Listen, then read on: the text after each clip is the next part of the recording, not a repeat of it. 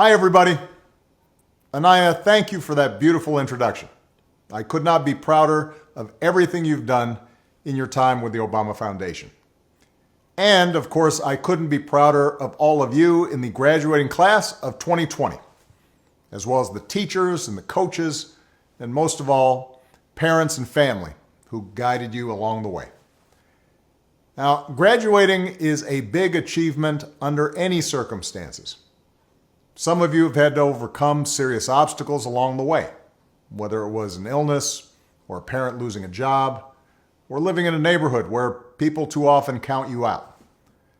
Along with the usual challenges of growing up, all of you have had to deal with the added pressures of social media, reports of school shootings, and the specter of climate change.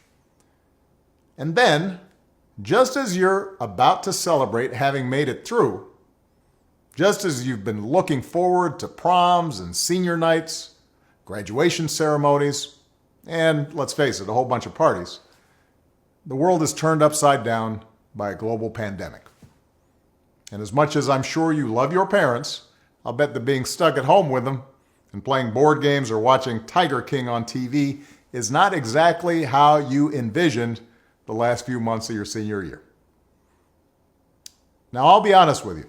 The disappointments of missing a live graduation, those will pass pretty quick. I don't remember much of my own high school graduation. I know that not having to sit there and listen to a commencement speaker isn't all that bad. Mine usually go on way too long. Also, not that many people look great in those caps, especially if you have big ears like me. And you'll have plenty of time to catch up with your friends once the immediate public health crisis is over. But what remains true is that your graduation marks your passage into adulthood, the time when you begin to take charge of your own life. It's when you get to decide what's important to you, the kind of career you want to pursue, who you want to build a family with, the values you want to live by. And given the current state of the world, that may be kind of scary. If you'd planned on going away for college, getting dropped off at campus in the fall, that's no longer a given. If you are planning to work while going to school, finding that first job is going to be tougher. Even families that are relatively well off are dealing with massive uncertainty. Those who were struggling before, they're hanging on by a thread. All of which means that you're going to have to grow up faster than some generations. This pandemic has shaken up the status quo and laid bare a lot of our country's deep-seated problems, from massive economic inequality to ongoing racial disparities to a lack of basic health care for people who need it. It's woken a lot of young people up to the fact that the old ways of doing things just don't work.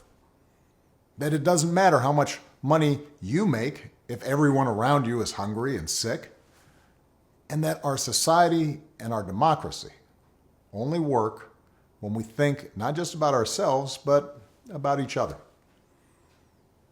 It's also pulled the curtain back on another hard truth, something that we all have to eventually accept once our childhood comes to an end. You know, all those adults that you used to think were in charge and knew what they were doing, turns out they don't have all the answers. A lot of them aren't even asking the right questions. So if the world's going to get better, it's going to be up to you. That realization may be kind of intimidating, but I hope it's also inspiring. With all the challenges this country faces right now, nobody can tell you, no, you're too young to understand, or this is how it's always been done.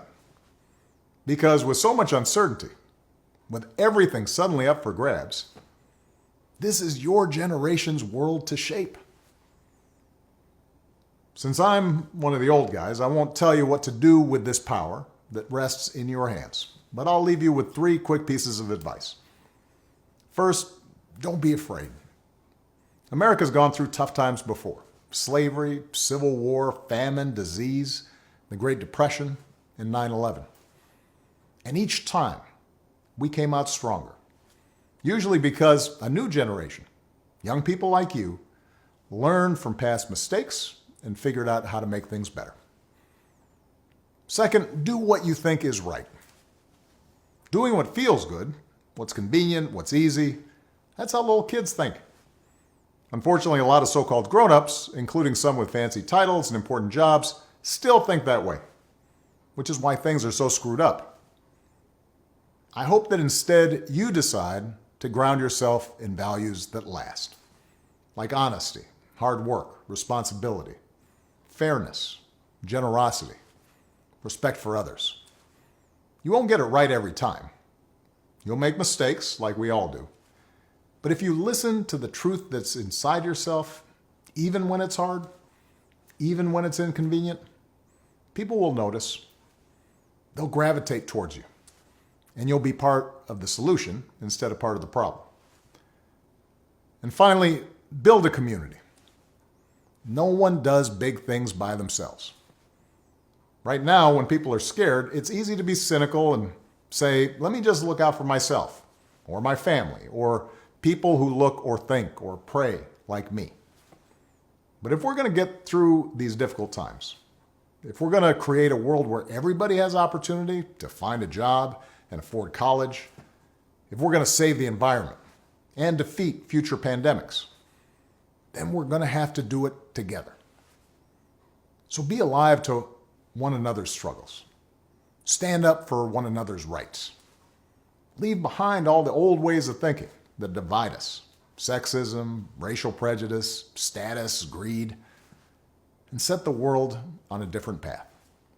When you need help, Michelle and I have made it the mission of our foundation to give young people like you the skills and support to lead in your own communities and to connect you with other young leaders around the country and around the globe.